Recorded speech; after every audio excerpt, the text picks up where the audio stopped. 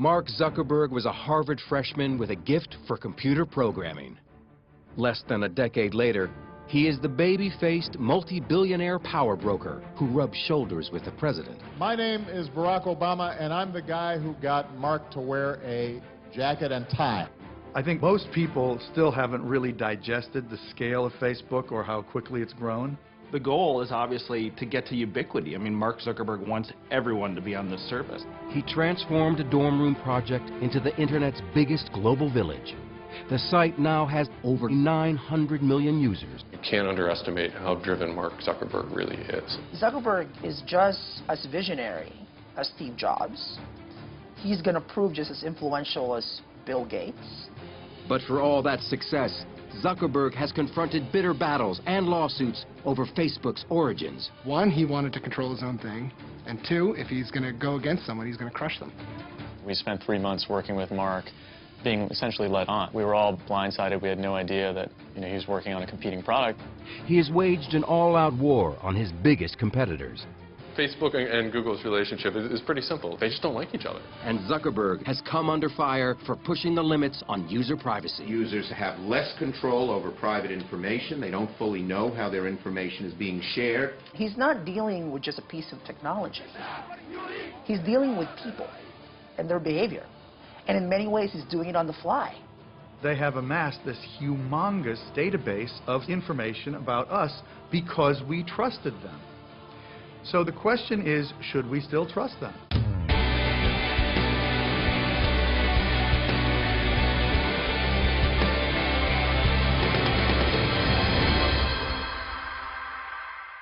I think that the goal that we went into it with wasn't to make an online community, but sort of like a mirror for the real community that existed in real life.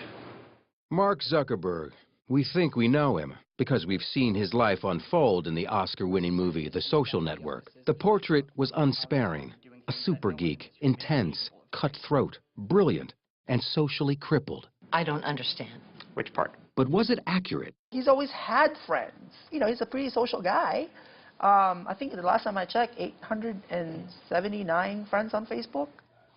This is the real Mark Zuckerberg in rarely seen footage shot at Facebook's first corporate headquarters by young filmmakers in 2005. What are we celebrating, Mark? It's got 3 million users. 3 million users. Yeah. And how long has Facebook been around? Not that long. A little more than a year. Like a little more than a year. At this point, yeah. While Zuckerberg pushes the envelope on user privacy, he opted out of participating in this program. In 2004, at the age of 19, he created Facebook. Today, the 28-year-old CEO has accumulated a net worth estimated at $15.5 billion. Mark's mission from the beginning was about connecting people, and it was clearly based on this theory that if the world were more connected, it would be a better place. But there's a lot of surprises when you really dig deep into the story of Facebook. The biggest single surprise is the peculiar and tenacious personality of Mark Zuckerberg and the depth of his convictions and his consistency. Born in 1984, he grew up in the Hudson River town of Dobbs Ferry, a bedroom community north of New York City. David Kirkpatrick spent 2 years researching a book about Zuckerberg and Facebook called The Facebook Effect. He comes from an unbelievably supportive family in which he's the only son, and he has 3 sisters.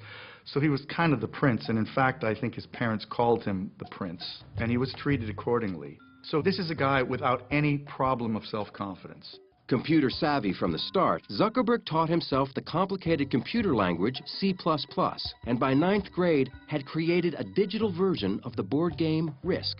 Journalist Jose Antonio Vargas interviewed Zuckerberg for his New Yorker magazine profile. He actually created a thing called ZuckNet, which is an internal instant messaging system for the family so the computers could talk to each other.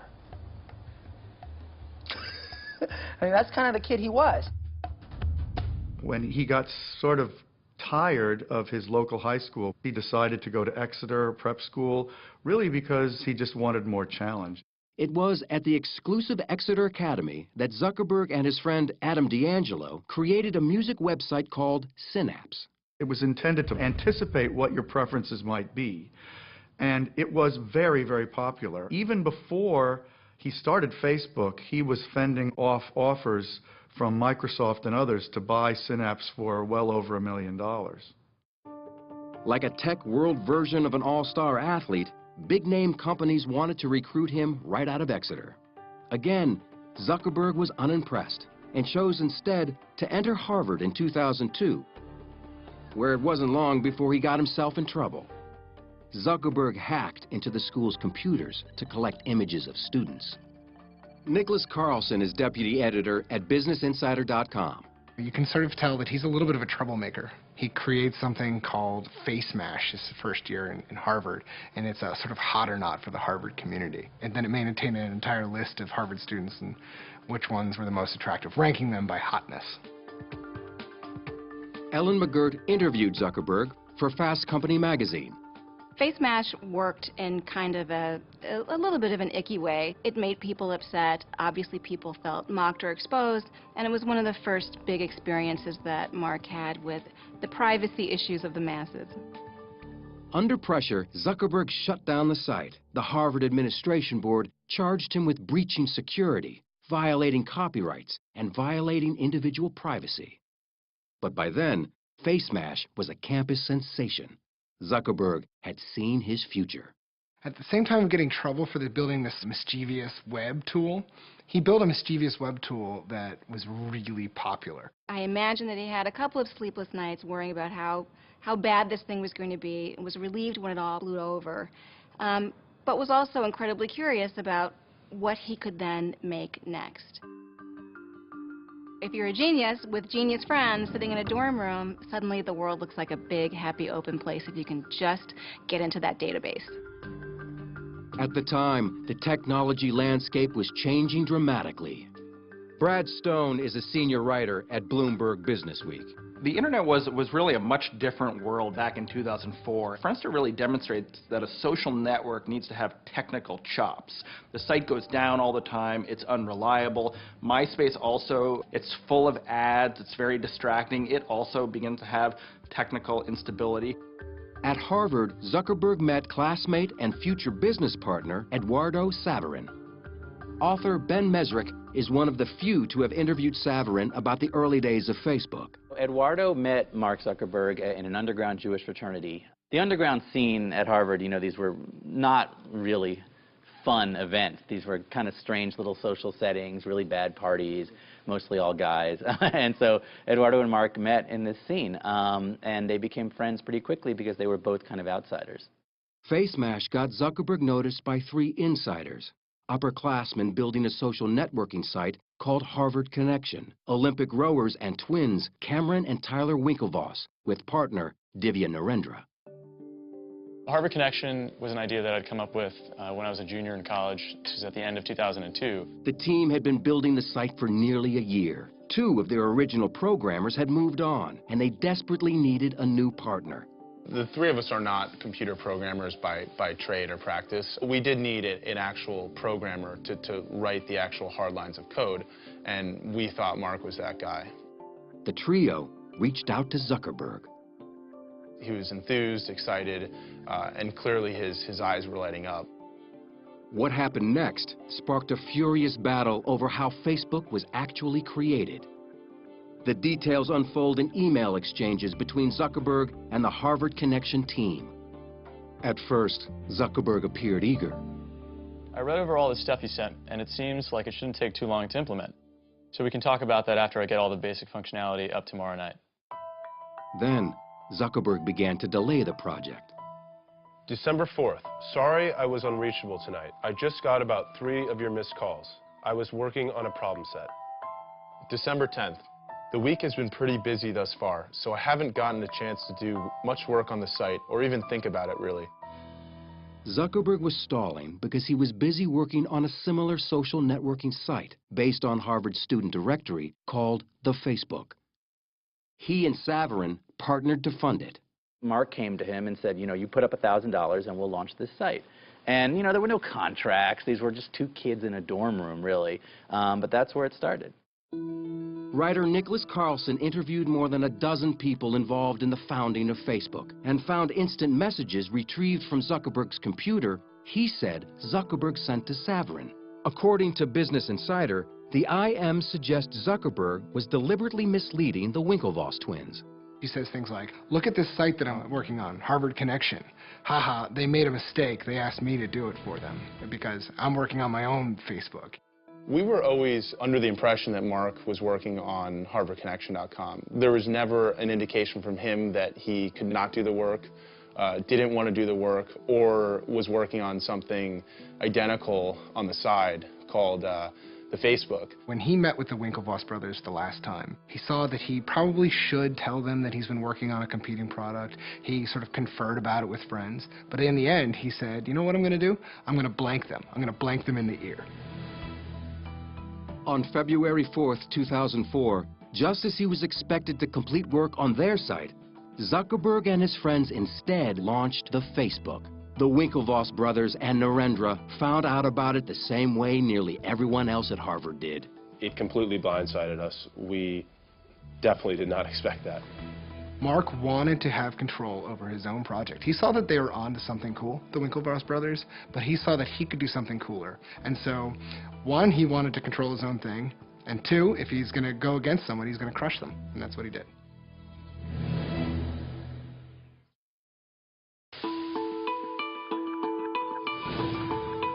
Mark Zuckerberg's new Harvard-based social networking site, the Facebook, was mired in controversy from the start. Just days after he launched it in February of 2004, the Winklevoss twins and Divya Narendra sent him a letter to cease and desist. In a nutshell, our complaint against Mark Zuckerberg is fraud, unjust enrichment, and breach of contract. Zuckerberg responded with a letter denying any wrongdoing, claiming his site was a separate venture and used none of the same code. The Winklevoss twins and Narendra would later appeal a $65 million settlement with Facebook. They lost in federal court, but that settlement could now be worth $200 million. But none of the vicious legal wrangling slowed the incredible momentum of the Facebook. At that point, my roommates were kind of like, you know, this is pretty cool. Like, I bet this would work at other schools. So we launched it at Columbia, Yale, and Stanford. And within a couple of weeks, each of those three schools also like had thousands of users who were like, all right, this is pretty sweet. Like, let's just go all out and see how many schools we can launch this at as quickly as possible. About this point in time, they started to take meetings with venture capitalists and with bigger advertisers, and this is all kind of Eduardo's doing. They got a pretty early deal with Visa, and they had a deal with American Express. They had a number of advertisers that came and went. Then record companies started getting interested, and they began to get some pretty good revenue from the music industry. Enter Sean Parker, who had his own connection to the music business. On a trip to New York, Zuckerberg and his partner, Eduardo Saverin, had dinner with the 24-year-old co-founder of Napster. The seasoned entrepreneur and a truly creative individual, an extraordinarily interesting person who had worked his way into a network in the Valley that is just to die for, particularly at that point. For Zuckerberg, Parker was a hero and a role model. Partner Saverin didn't agree. Eduardo did not think highly of Sean from the very beginning. He thought that Sean was a snake oil salesman, that they didn't need Sean, that Sean talked a big game but was living out of a duffel bag and had been kicked out of 2 companies. In the summer of 2004, with Saverin remaining on the East Coast, Zuckerberg left Harvard. We came out to Palo Alto for the summer just to hang out because Palo Alto is kind of this mythical place where, you know, all the startups come from, and got ready to launch it at another 150 schools when the year started. One of the things that Mark did that was very smart by going to Palo Alto was to actually enter the petri dish of entrepreneurialism, particularly for new technologies. Zuckerberg and his friends moved into a large frame house with a swimming pool, and he reconnected with Sean Parker, who later became Zuckerberg's roommate. He was the adult supervision. He's the guy who showed them how things are done in Silicon Valley. He's the one who showed them how to meet investors, how to negotiate with them, who to hire. Mark has told me stories of just all of the guys coding late at night around dining room tables and eating chicken McNuggets and cereal. And there's partying going on. Sean Parker is bringing them around to the different kind of cool Silicon Valley hotspots. And meanwhile, the website is growing astronomically fast. I mean, there's a 1 million member party by December of that year. During this time, Parker gave Zuckerberg some shrewd advice he took to heart. He sort of looked at him and said, you need to be the founder of this thing, and you need to be the CEO forever. You know, you can't turn this over to investors. And Mark is able to negotiate a series of increasingly important investment deals that do two things. One, allow him enough operating cash to hire some of the smartest engineers in the business, and two, help him retain majority control in the company. But tensions began to grow with Zuckerberg's original partner, Eduardo Saverin, who remained on the East Coast. Eduardo felt that, he was the business head of the company and he was no longer being treated that way. Mark and Sean were taking meetings all over California. They were meeting with venture capitalists, and they were kind of ignoring Eduardo. He retaliated. Eduardo froze the bank accounts to try and get Mark's attention, and Mark and Sean began to sort of figure out a way to build the company without Eduardo. Zuckerberg responded and froze Saverin out. Eduardo was removed from the company masthead, and he essentially became a non-entity. He became a non-person. He was thrown out, and he became very upset.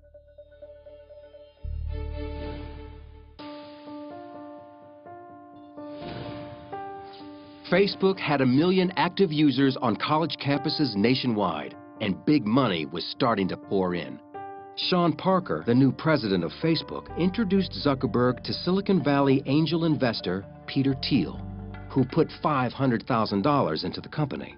Then, in the spring of 2005, the venture capital firm Excel Partners offered Zuckerberg $12.7 million for an 11% stake in the company. And didn't ask for much control at all. Walking away from that investment, Mark controlled 3 out of 5 board seats. Which is a bizarre and unprecedented situation to have one individual have absolute, effectively dictatorial control over the disposition and direction of an increasingly giant company. Overnight, the Excel investment gave Facebook a valuation of $100 million. As Facebook's public profile grew, so did Zuckerberg's control. This time, Sean Parker was edged out.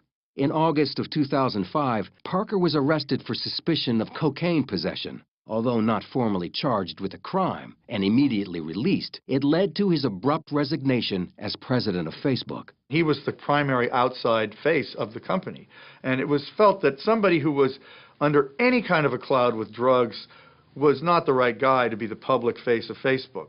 So Mark reluctantly agreed that he ought to leave. Facebook was growing with remarkable speed, and Zuckerberg moved the company from its frat-like house with the pool to a larger and more conventional space in downtown Palo Alto. 3, 4, 5, but the college atmosphere remained the same.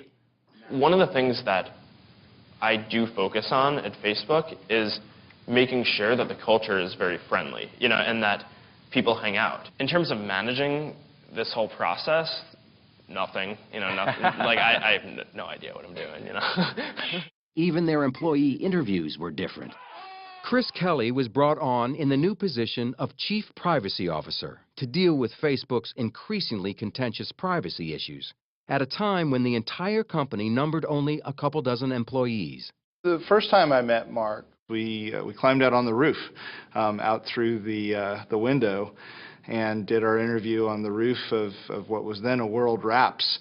And it was clear he was young, but he had a very sophisticated understanding of what had happened so far and where he wanted to take the company.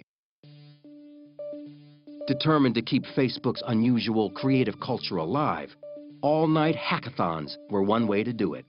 We have these hackathons at the company, right, where basically everyone gets together and just hacks on something and builds something all night long. And the only rule is that you aren't allowed to work on at a hackathon what you work on the rest of the time. So people work on crazy stuff.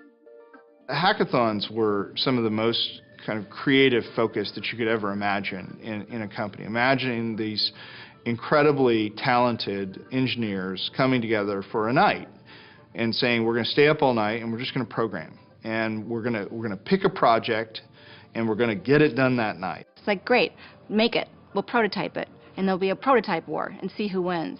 it can be a contentious environment. Bull man, they wouldn't be able to get all the way across. No, I disagree. That's bull. We had an argument. From Mark's point of view, this is where good ideas come from quickly and efficiently. Good ideas were flowing. Zuckerberg then made a change that would give Facebook a sudden and dramatic boost, allowing people to identify or tag themselves and their friends in photographs. That was a huge, huge change that led to massive new use of Facebook, and photos became very rapidly by far the most used part of Facebook and became the single biggest driver of its growth. That growth continued in one direction, up. According to Facebook's internal tracking, its user base had shot to 5.5 million users in less than 2 years. And media giants were banging on the door. In 2006, Yahoo baited the 22-year-old Zuckerberg with an extraordinary offer, a buyout for $1 billion. Even more extraordinary, Zuckerberg turned them down. Now, if you are a parent of someone about Mark's age, you're looking at the Yahoo decision and thinking, why did you not take that money? It's never been about money. If it was, it would have just sold out. We just felt that doing that and going down that path would not help us build Facebook out to what we thought it could be.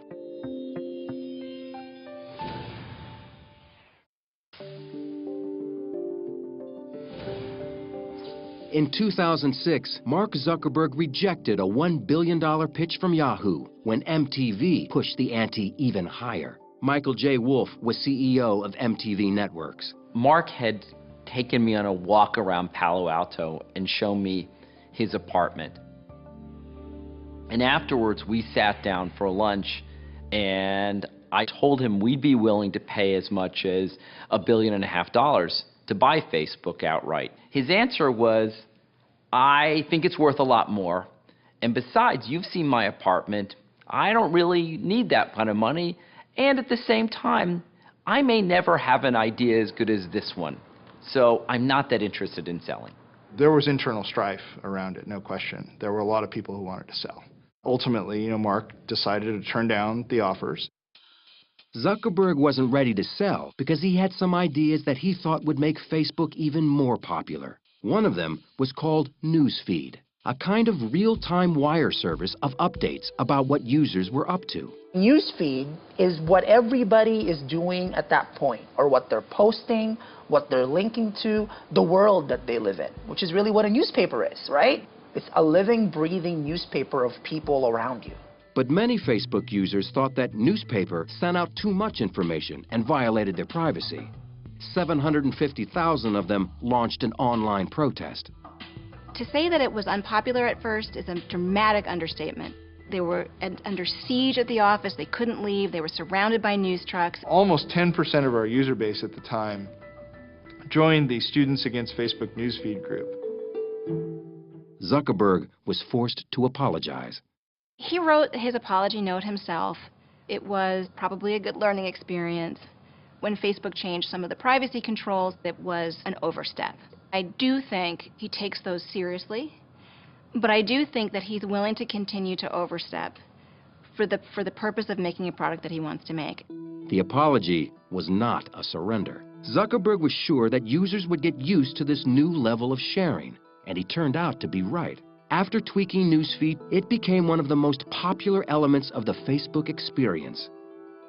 It just happened that the first time I ever met Mark was 2 days after that happened. And I can tell you, even though his members were in open revolt, he was not the slightest bit flustered. He had complete confidence that everything was going to work out all right. Zuckerberg decided it was time to take Facebook beyond its college roots and introduce it to the general public. The response was stunning. Membership doubled, shooting up to 12 million by 2006.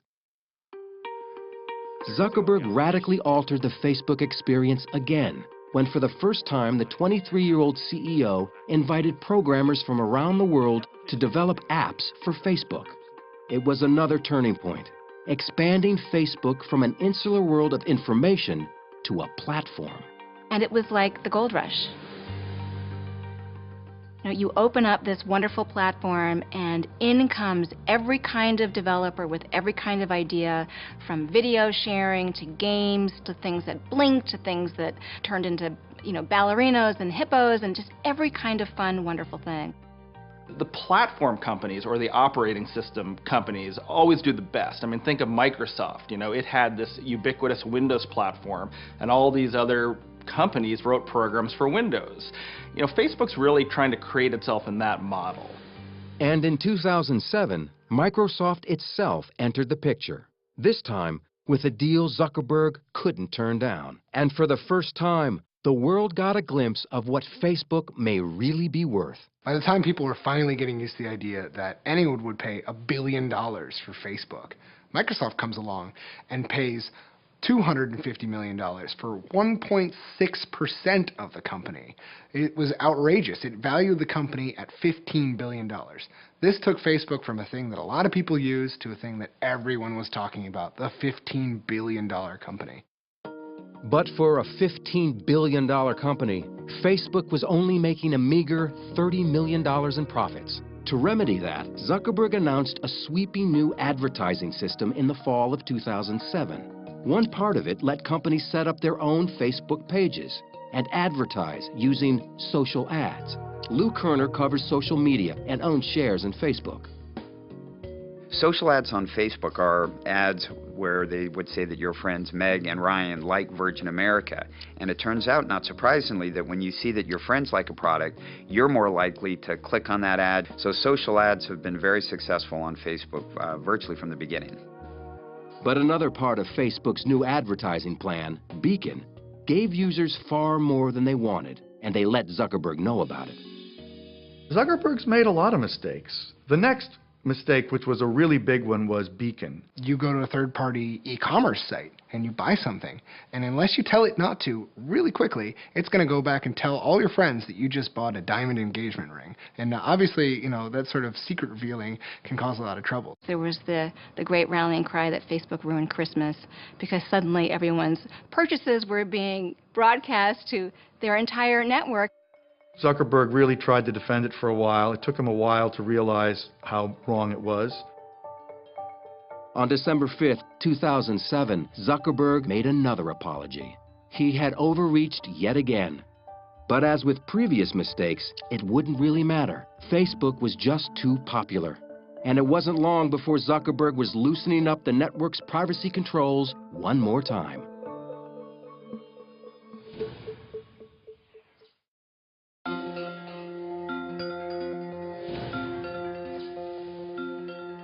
More than 4 years after co-founding Facebook, Zuckerberg still seemed uneasy in the public spotlight. What's your next thing you're going to do? Get bought? No. None of these rumors are true, right?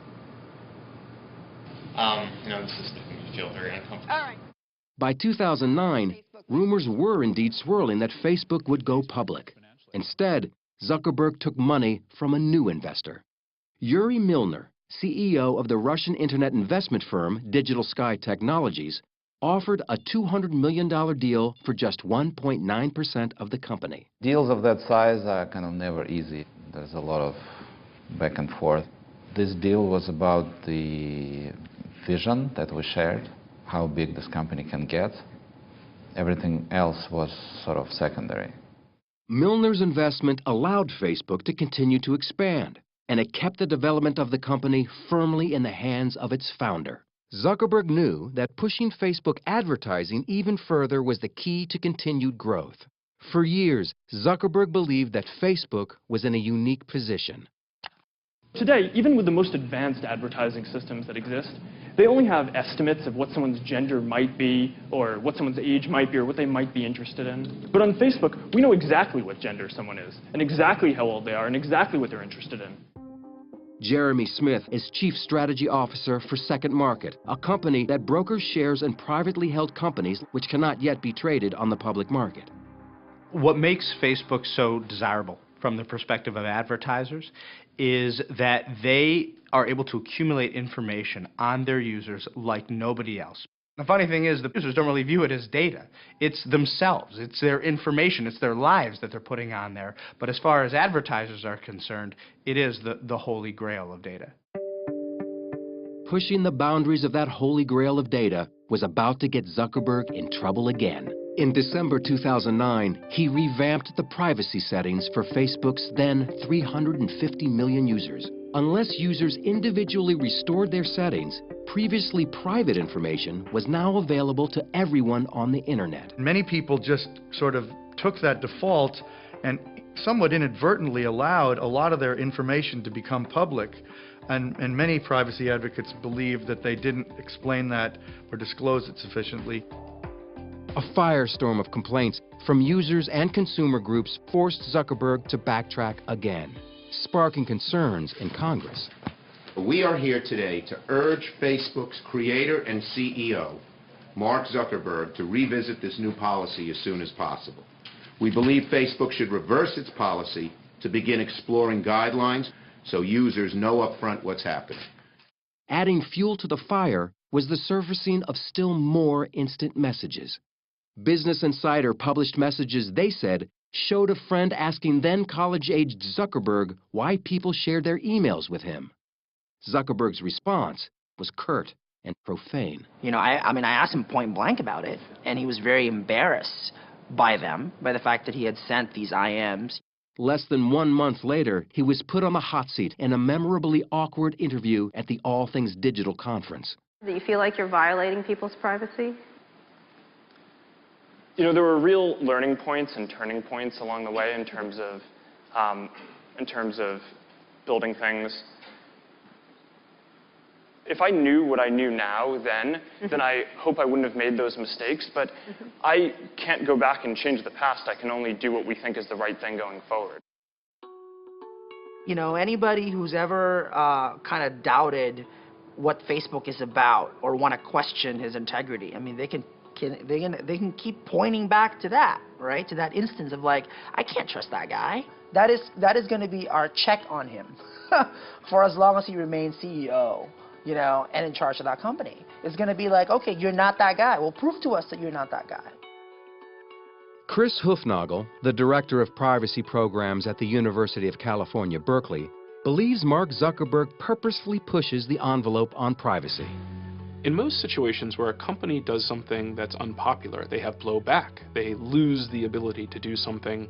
But in Facebook's case, we have something I call blow forward, where they take 2 steps forward, there's some type of public reaction, and they just take a little step back. And so over time, they've been able to open up profiles more and more. Mark does not think you should be a different person at work than you are at the bowling alley, in bed, at school. You know, he basically thinks you should be consistent across all these environments. So that's a very radical view for many older people.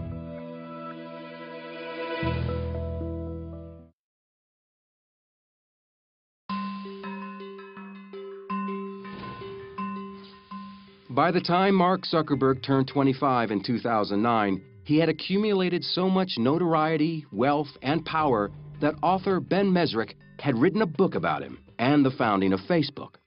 This story started for me at an email I received just out of the blue to my website, and Eduardo Saverin was angry. He wanted to tell his story. He had co-founded Facebook with Mark Zuckerberg, and then he said had been kicked out of the company, and he felt betrayed, and he wanted to talk. Saverin talked to Mesrick for 6 months about a lawsuit he'd filed against his former Harvard classmate for diluting Saverin's share of the company. According to Mesrick, Facebook found out Eduardo was talking to him. And they essentially settled with Eduardo. Nobody knows for sure what happened, but what I've heard is he got 5% of Facebook, and he had to sign an agreement that said he would never speak to Ben Mesrick again. But Mesrick already had enough material for his book. My proposal had leaked out on the web. Aaron Sorkin saw it. Scott Rudin saw it. So Sorkin immediately signed on to write the screenplay, and everything happened very quickly from there. The pre-release publicity surrounding the movie also seemed to force Zuckerberg to go on a PR offensive. The previously press-shy Zuckerberg was suddenly everywhere. If you build something great, that's what people care about. When people don't care about what someone says about you in a movie. He gave Oprah a tour of his house in 2010 and announced on her show a $100 million donation to public schools in Newark, New Jersey. $100 million.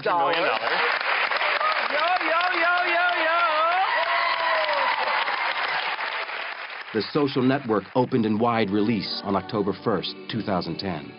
People want to go on the internet and check out their friends, so why not build a website that offers that friends, pictures, profiles? I'm talking about taking the entire social experience of college and putting it online. Zuckerberg complained about his on-screen portrait as a ruthless, socially challenged power geek with no friends. He said there were factual errors in the script. They frame it as if the whole reason for making Facebook and building something was because I wanted to get girls or wanted to get into some kind of social institution. And I mean, the reality for people who know me is I've actually been dating the same girl since before I started Facebook. They just can't wrap their head around the idea that someone might build something because they like building things.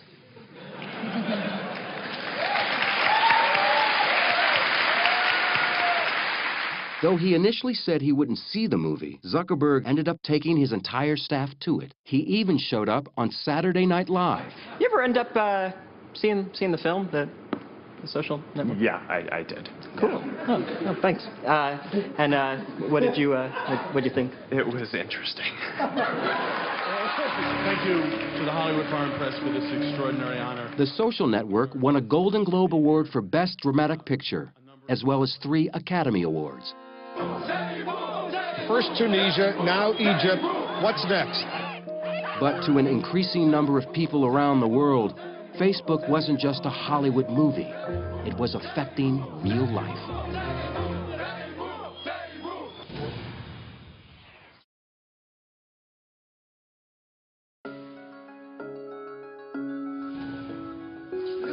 In late 2010, demonstrators started taking to the streets in Tunisia and later in Egypt to protest their repressive governments. By this time, more than 70% of Facebook's 500 million+ users lived outside the United States. In Egypt, one flashpoint for the anger was a case of police brutality. At the center of the protests was a Google employee who ran a Facebook page.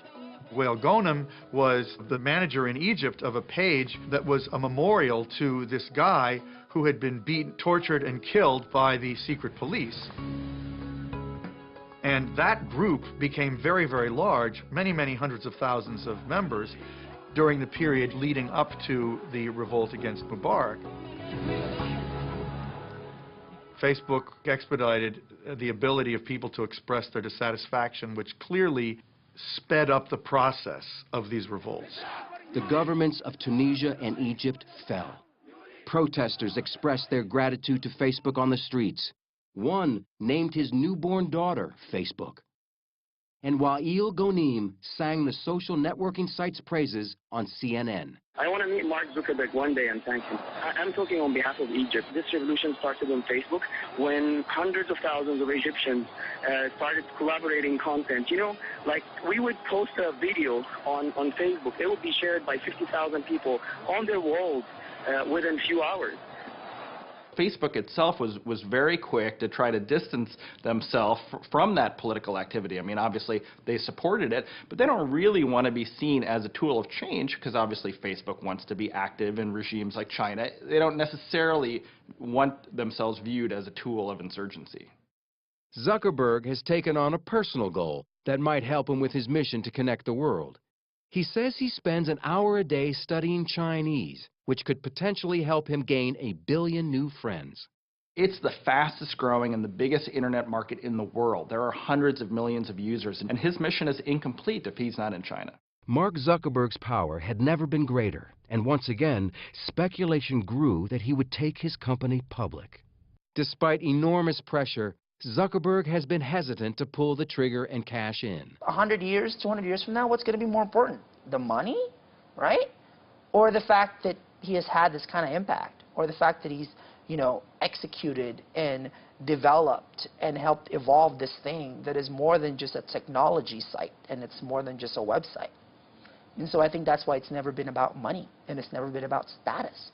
When companies go public, it's a tremendous strain on the management. And in fact, on top of all of that, When you go public, you open yourself up to even greater government scrutiny. Aware of that scrutiny, Facebook has amped up their presence in Washington with a team that includes several former White House aides and influential Capitol Hill insiders. Political official after political official will tell you, if you are absent from the debate, you're likely to be the person who kind of gets cut out. And so presence in that debate, particularly when Google and Yahoo and Microsoft and a number of other very large players are spending a lot on lobbying, is a mistake. Today, several Facebook founders, including Mark's friends and classmates, have left the company to start new ventures on their own. They've been dubbed the Facebook Mafia. But much of Silicon Valley talent is on their way in. Top programmers are leaving companies like Google to be a part of Zuckerberg's momentum. And Facebook and Google, the two internet behemoths, are competing in other ways. Ryan Singal is a staff writer for Wired magazine. Facebook and Google's relationship is pretty simple. They just don't like each other. They're really, they're competing cultures. Facebook was sort of young, brash, wild, and Google is like, an algorithm company. Like, these are guys that, like, any problem, there's got to be a way that they can write a little algorithm that'll fix it. It's clear that Google missed the rise of social, and Eric Schmidt has admitted to being flat-footed around Facebook and around social. They've tried a number of things, most spectacularly the Buzz social network. That just hasn't worked. Then, in May of 2011, Facebook was embarrassed when it was revealed that they had launched a secret attack on Google. Facebook is doing damage control after revelations it hired a PR firm to plant negative stories about Google. Facebook claimed publicly it was not a smear campaign, but the exchange revealed just how vicious the competition has become. The whole Burstyn Marsteller flap was really just an in-your-face expression of the animosity that has sprung up not only between these two companies, but almost the personal Shakespearean drama that's playing out between Google and between Facebook, which frankly has a lot of former Google execs who would like nothing more than to supplant their former company. You can't underestimate how driven Mark Zuckerberg really is. He says his mission is to make the world more open and a better place. His mission is also to be number one, right? He wants to be, inscribed on granite above Bill Gates, I think. He is well on his way. Like Gates, another Harvard dropout, Zuckerberg is a fierce competitor. He moved quickly to vanquish rivals Google and Twitter with a stunning acquisition in April 2012. Instagram is off the market in an instant. Facebook likes the photo sharing app so much it's paying $1 billion for it in cash and shares ahead of its IPO.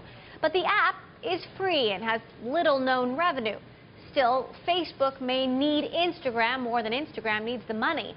Instagram has become a photo-sharing competitor and a social network all its own. It was considered a radical and defensive move. Facebook cannot take any chance that any other social network oriented toward photos could really get traction that would compare to theirs. And I think, so there's a preemptive quality to this. Also, I think almost certainly Google was interested and probably maybe forced Facebook to act now. 1 month later, Facebook finally went public in the largest IPO on record for an internet company, making Mark Zuckerberg a multi-billionaire. This is an awesome moment. The CEO in hoodie and sneakers retained tight control of his company with 57% of shareholder voting rights. Facebook has literally changed the world. We've moved from the country to the village to the town to Facebook. It's just getting started, too. I think it's just going to get bigger and bigger and bigger. For a site that's able to move from the dorm room to a site where, my 80-year-old mother and myself and my chiropractor and my third grade class all reunites on the site and we all have something to talk about, it's an achievement. Zuckerberg is just as visionary as Steve Jobs. He's going to prove just as influential as Bill Gates. But he's not dealing with a piece of gadget. He's not dealing with some program. He's dealing with our lives. He's dealing with our identities. So that's why I think we're all going to have to kind of keep him in check, in a way. We make decisions at Facebook not optimizing for, what is going to happen in the next year, but what's going to set us up to really be in this world where every product experience that you have is social, and that's all powered by Facebook.